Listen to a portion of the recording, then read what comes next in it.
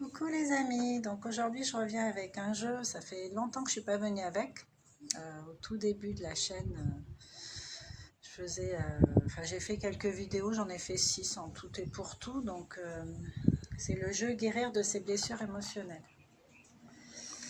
Vous savez que les blessures émotionnelles, j'y tiens étant donné que beaucoup d'émotions, donc du coup, bah oui je m'y intéresse forcément, ils ne sont pas là comme ça...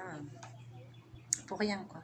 Guérir de ses blessures émotionnelles. Donc on avait vu au tout début, je vais vous lire les chapitres qu'on avait vus parce qu'aujourd'hui on va connecter ses émotions. Donc même si vous n'avez pas vu toutes les autres vidéos, même si vous n'avez pas fait les autres exercices, bon, c'est pas grave dans le sens où si vous avez envie de prendre le train en marche, vous n'avez pas l'énergie d'aller chercher plus loin, peut-être que là, maintenant, ça va vous convenir aussi. Donc, se donner la permission de guérir. Alors, on a vu. Je reprends depuis le début. Donc, ce sont des cartes exercices pour comprendre et guérir ses blessures. Donc, la carte numéro 1, le premier exercice qu'on a fait, parce que ce qu'il y a d'intéressant, c'est qu'il y a... il y a un texte à écouter, à ressentir, à voir comment on se sent avec, mais il y a aussi des exercices, soit de méditation, d'écriture, enfin ce genre de choses pour laisser remonter un peu la part inconsciente qui ne verbalise pas forcément. Alors, utiliser le pouvoir de l'intention. Donc, on a vu avec la première carte combien l'intention est importante et c'est vraiment là-bas, j'insiste. L'intention. Faire de son mieux, ça rejoint avec Eckhart Tolle, faire de son mieux, avoir une bonne intention de départ. La carte 2, c'est accepter sa responsabilité. Nous sommes responsables de nos expériences de vie. Avons-nous tout créé, nos questionnements, mais aussi nos blessures, nos lumières, mais aussi nos malheurs. Voilà, accepter sa responsabilité, hein, il ne s'agit pas de se flageller avec, mais ok, oui, c'est vrai. Là-dessus, j'aurais pu faire différemment. Non, il y a toujours des situations où on aurait pu faire mieux à un moment donné. Hein, ça, je veux dire, on est des humains, c'est à force de faire de traviole qu'on va réussir à faire tout droit à un moment donné. L'idée, c'est vraiment de faire l'état des lieux et pas de se flageller avec, de culpabiliser. Ensuite, reconnaître ses blessures. Donc ça, c'était la carte exercice numéro 3. C'est prendre véritablement conscience de vos souffrances, accepter que vous pouvez les guérir en les écoutant et en les accueillant. Donc, si vous voulez, rien qu'avec les titres, essayez de faire un petit travail de déblayage étape par étape. Hein. Vous n'êtes pas obligé de tout faire le même jour. Faire des relations de cause à effet, des liens dans le passé. C'est passé ci, c'est passé ça, j'ai fait ci. Ah oui, mais quand j'étais petit, mais quand j'avais 14 ans, mais voilà. De toute façon, c'est dans le quotidien qu'on va guérir. C'est un peu comme l'oignon qui s'épluche. Il y a des couches, il y a des couches, il y a des couches. Et on ne va pas pouvoir tout guérir d'un coup. C'est petit à petit. Mais en comprenant déjà la blessure, à un moment donné, on va réussir à la voir arriver. Une fois qu'elle est là, comment je me sens avec? Qu'est-ce que j'en fais? Qu'est-ce que je pourrais faire pour me sentir mieux? Parce que là, bon, clairement, c'est la blessure, mettons, de rejet. Ok. J'ai identifié. Donc déjà, j'ai un point d'avance sur toi. Je t'ai déjà identifié. Maintenant, qu'est-ce que je vais mettre en place pour que tu ne prennes pas trop de place à l'intérieur? Ensuite, étape 4, prendre la décision de se libérer de ses blessures. Tout le monde n'est pas prêt à guérir. C'est pour ça qu'on ne peut pas aider des gens qui n'ont pas envie, qui ne demandent pas ou qui ne sont pas prêts. Hein. C'est vrai que c'est important de demander aux personnes, en fait, si elles sont prêtes à guérir. Parce que c'est un engagement vis-à-vis de soi-même. La décision est l'étincelle qui allume la flamme de la guérison. Plus la décision est forte, plus vous trouverez les ressources nécessaires pour vous guérir. La flamme de la guérison. Voilà. Étape 5, se donner la permission de guérir. Il faut prendre la décision, après se donner la permission, s'autoriser. La permission représente la partie féminine du processus de guérison. Vous donner la permission de guérir vous permettra d'ouvrir en confiance le passage à votre inconscient. C'est ça. Vous ouvrez les portes à l'intérieur. Étape 6, connecter son histoire. Donc l'une des étapes importantes du processus de guérison est la connexion à votre histoire. Cela signifie que vous devez comprendre l'histoire que vous vous racontez à propos de l'origine de vos blessures. Les faits qui ont créé votre souffrance. Ça peut venir de l'extérieur. Mais en fait, bien sûr, ça peut venir de l'extérieur. On peut avoir été maltraité, avoir vécu vraiment des choses horribles. Mais et c'est complètement injuste en tant qu'enfant de vivre ces trucs-là. Mais en tant qu'adulte, là maintenant, si on continue à entretenir ce mal-être, si on n'essaie pas de prendre du recul, de la distance par rapport à ça, parce que les êtres qui font souffrir les autres, ils sont pas bien non plus. Eux aussi sont dans la souffrance et ils font pas le travail sur eux en fait. Donc si on arrive à mettre des mots et à s'apaiser avec ça en considérant que l'autre en face, le bourreau entre guillemets, était déjà lui-même dans une souffrance, ça ne veut pas dire qu'il avait le droit de faire souffrir comme ça, mais je comprends mieux en fait. J'arrive à mettre des mots, à me détacher un peu plus et surtout à comprendre ce dont j'ai besoin là maintenant et ce dont je vais avoir besoin pour la suite. Parce que j'ai peut-être pas envie de continuer à être malheureuse comme ça toute ma vie, quoi. Voilà.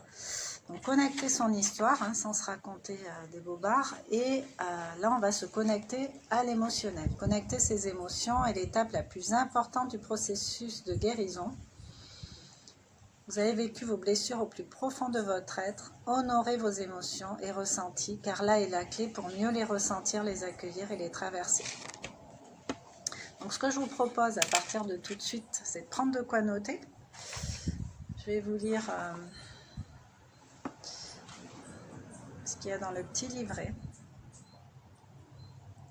Donc là, il y a beaucoup d'émotions. Donc il y a une liste d'émotions.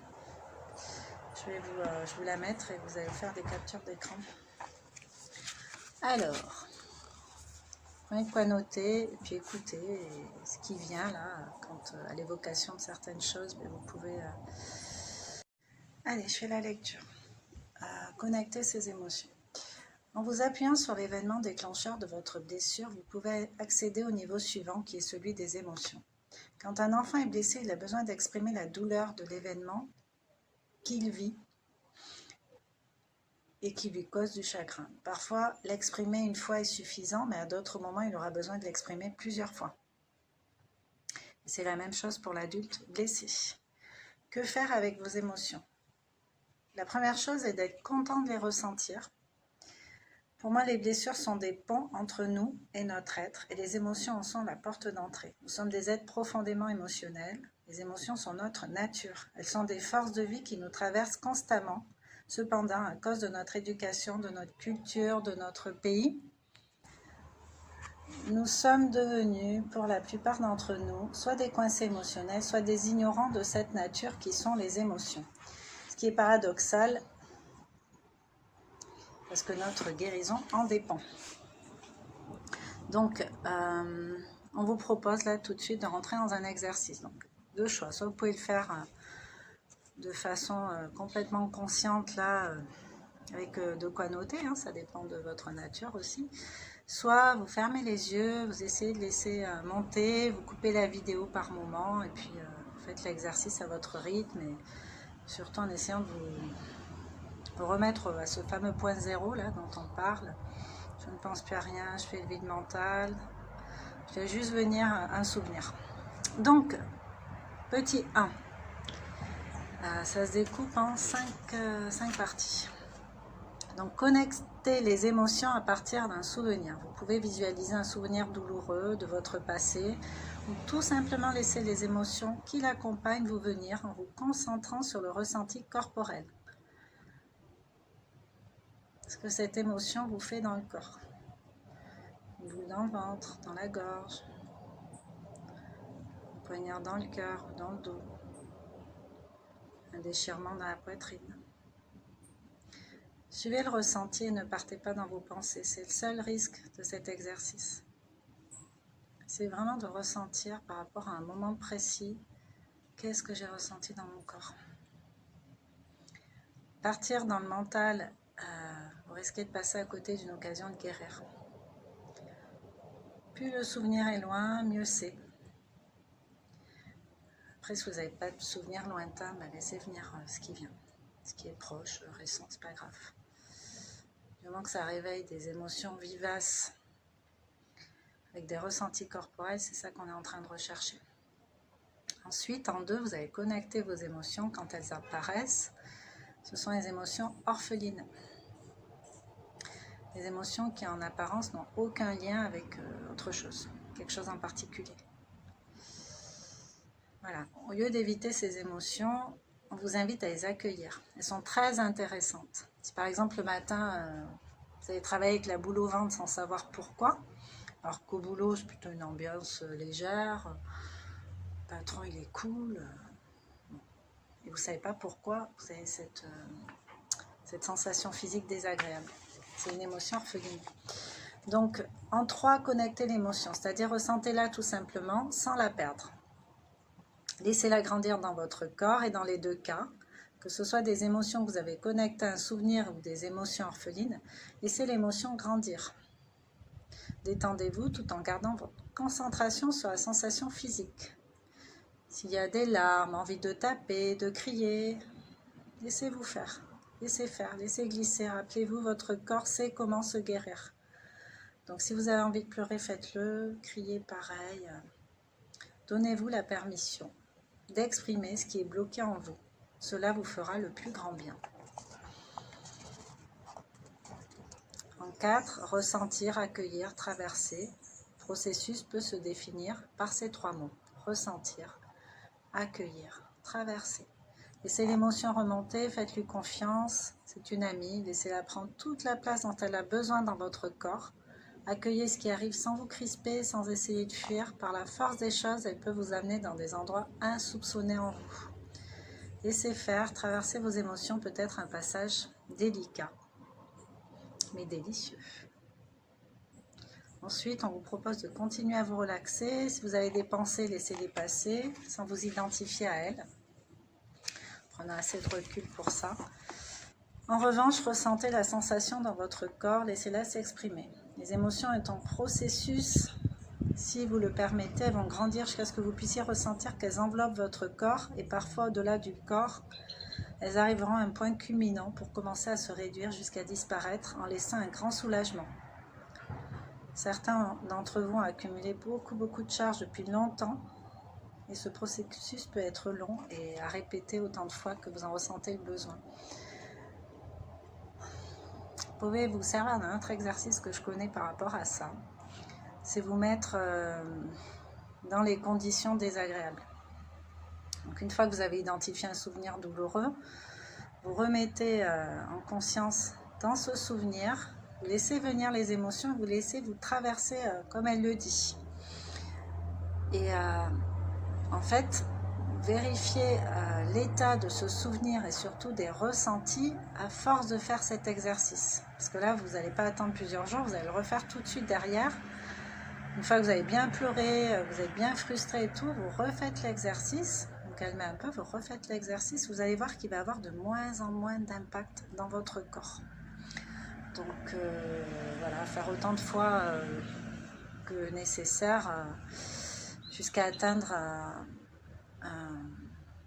un ressenti beaucoup plus agréable que celui du départ. Et vous pouvez le refaire aussi à votre guise quand vous sentez les prémices, petits trucs qui ressemblent à ce que vous avez vécu, qui n'est pas très cool. Voilà, vous pouvez le faire en mode préventif aussi. Donc, il y a une liste d'émotions assez conséquente. Donc, ce que je vais faire là, je vais vous les mettre et vous allez faire des captures d'écran. J'espère que vous pourrez voir. Regardez bien, faites les captures d'écran. Mettez sur pause si nécessaire. Voilà. On a quand même pas mal d'émotions. Content, gai, en paix, aimant. Confus, fatigué, apeuré, triste. Alors, toute une liste sous chaque mot. Fâché. Il y en a même qui ne sont même pas répertoriés. Et encore. Donc voilà, on peut se sentir vraiment dans plusieurs états. Et l'idée, c'est de...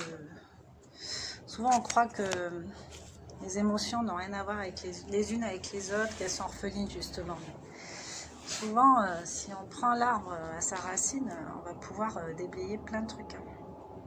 On va pouvoir, en réglant un problème, on va pouvoir en régler plein. Enfin, il y en a plein au fil du temps, du coup, qu'on a réglé celui. Donc, je termine la vidéo en vous montrant la carte.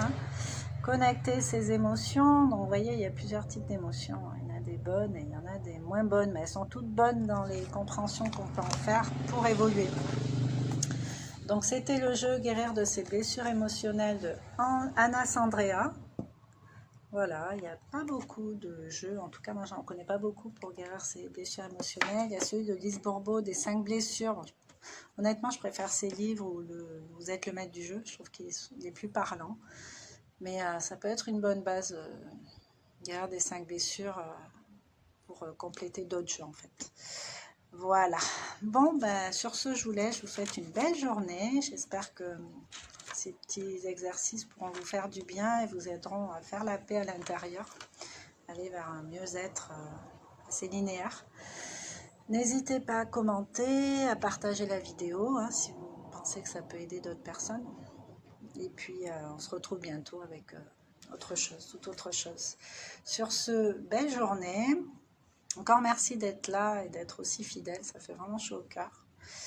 Et à bientôt. Ciao.